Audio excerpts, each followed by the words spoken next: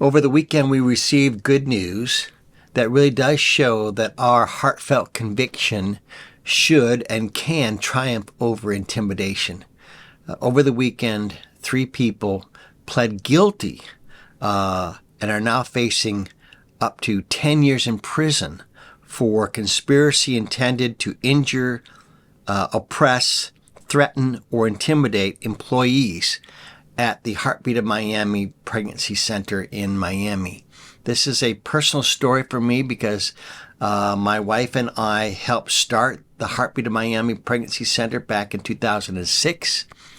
And we started that with Jeannie Pernia, who now works with worked with Heartbeat of Miami and now works with PassionLife, and with the president of Heartbeat of Miami, Martha Avila. The 4 of us really worked together for about 2 years, getting the first one up and running and off the ground. This guilty plea comes about 2 years after these 3 people attacked the clinic. And a few months later, I was invited to come down and speak at their annual fundraising banquet. There were about 400 people in the room, very crowded, very festive, celebrating our work to help mothers. And right in the middle of that event, these pro-abortion intimidators came in shouting and screaming and tossing literature around, trying to intimidate everybody for their willingness to stand for life and to help mothers save their babies. Before that, they had actually attacked the actual clinic in Hialeah where we opened our first clinic.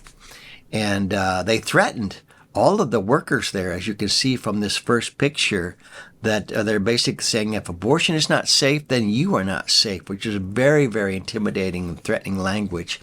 Here are a couple other pictures of how they damaged that building and threatened people. These attacks were a response to the Dobbs decision in the Supreme Court that overturned Roe v. Wade. And that anger has now spilled out toward these pregnancy help clinics.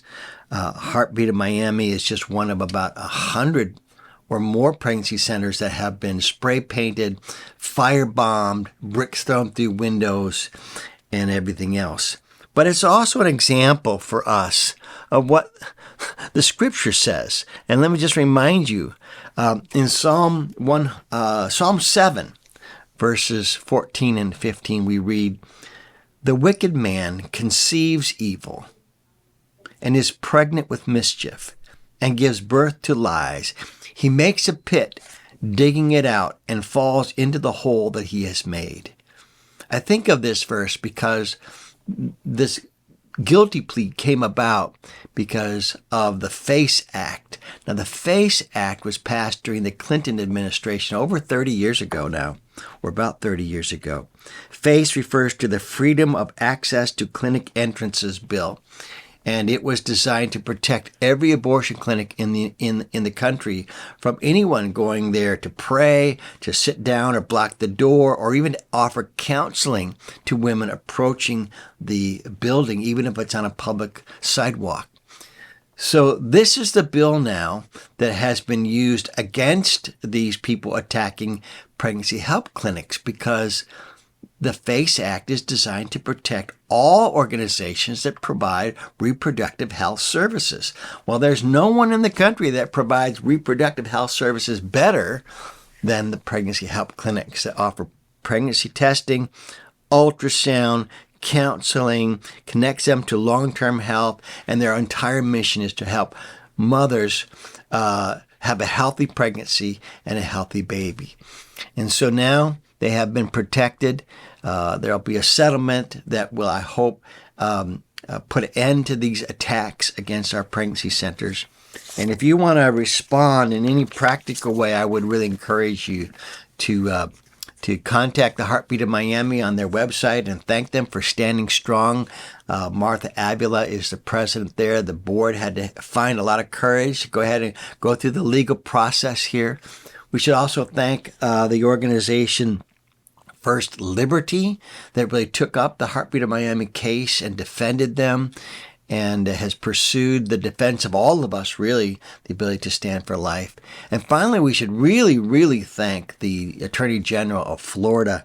Her name is Ashley Moody. She's the one who said the FACE Act protects pregnancy help centers as well as abortion clinics, and has brought about this conviction. That took some courage and some guts.